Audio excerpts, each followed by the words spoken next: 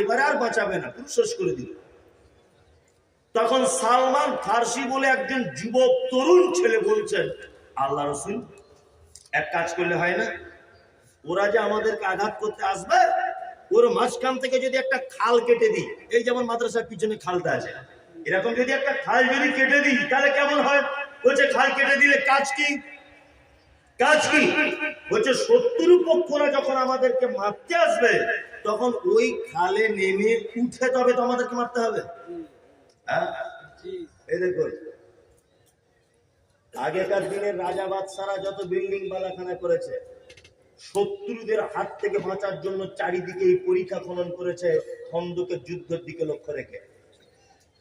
আপনি দেখুন সমস্ত জায়গায়, কলকাতার বড় বড় জায়গায়, দিল্লির বড় বড় জায়গায়, ওই তো আপনার এতে আপনাদের মুর্শিদাবাদ হাজার